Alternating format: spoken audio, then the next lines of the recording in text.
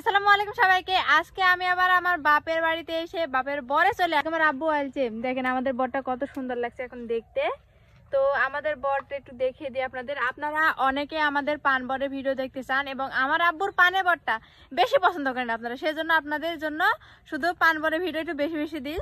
তো আব্বু পরে তুমি কি করতে আসছো? বরে কাজ করতে মা বড় বড় পাঁচখানা হচ্ছে ভাঙতে। পাঁচখানা বলতে সবাই তো বোঝে না, দেখা কুকলা পাঁচখানা হয়।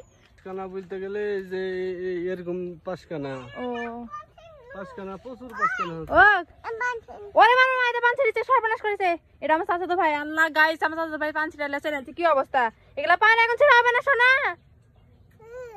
ছোট বাচ্চা থাকলে অমনি হয়, কি বলবো আপনাদের। তো ছিল না ছেলের বরে আসার মেন উদ্দেশ্য হলো আমার বাবা বরেতে মানে পুষ্টি দিবে। কালকে রাত্রে পানি হয়েছে, সেজন্য পানি তোর কারণে এখন পুষ্টি দেওয়া লাগবে। তাহলে বরটা দেখতে পাচ্ছেন এই পর্যন্ত আছে, তাহলে চালের উপরে চলে যাবে।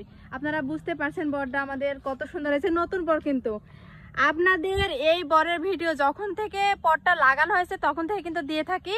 তো আপনাদের দোয়াতে বরটা আমাদের অনেক সুন্দর হয়েছে। আপনারা বেশি বেশি করে দোয়া করবেন যেন পানের মানে ফলন একটু বেশি বেশি হয়। দেখেন কত সুন্দর সুন্দর পান। আব্বু শ্বাস ছিড়াচ্ছ?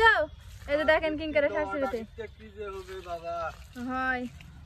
এই যে সার দেওয়া হচ্ছে মানে পুষ্টি ভিটামিন দিচ্ছে। দেখেন কত বড় বড় পান। এটা আমাদের নতুন বরের পান গাইস। আপনাদের দোয়াতে আজ এত দূর, সবাই বেশি বেশি করে দোয়া করে দিবেন। সার দিব না, 10,000 ডাকিতে যে গরিবের চাল দুধ গাছ পড়ে টাকা টুকি নাই, পান বেচা খাবো কি, এই কারণে সার গুলি লাগতি। মানে অনেক মেঘ লাগাইছে সেজন্য আর মানে সারটা মানে সার বলে তো আপনারা বুঝবেন না, বরে পুষ্টিটা দেওয়া হবে না।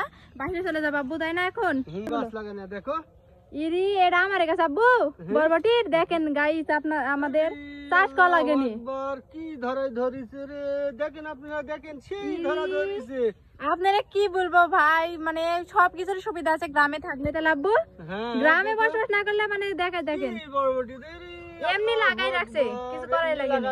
দেখেন কি আলে হচ্ছে, দেখেন দেখেন রে কি আব্বু ওই যে পুঁই শাকের বীজ তো হয়েছে। হ্যাঁ দেখো রে আল্লাহ, দেখো আপনারা এখন কি হলো, আপনারা বলেন গ্রামে থাকার কত ধরনের সুবিধা আমাদের, মানে আজরে পাজরে এগুলো কিন্তু আমার বরে পান বরের সাথে লাগানো। বরে পানও হবে আবার সাথে পাশাপাশি সবজি হবে। এই যে বরবটির গাছ, তারপরে পুঁই শাকের গাছ, ওই যে করলার গাছ তো আপনারা দেখতে পাচ্ছেন। কি ওই যে আবু যেখানে ছোট করলা গাছ, এই যে মোটা মোটা পুঁই শাক গাইস আমাদের সব আছে। আমরা যারা গ্রামে বসবাস করি তারাই জানি ফ্রেশ খাবারের মজাই আলাদা। আপনারা যারা শহরে বসবাস করেন তারা বুঝেন, মানে ফ্রেশ খাবার তো আপনারা খেতে পান না, তাই সেজন্য টেস্টও পান না।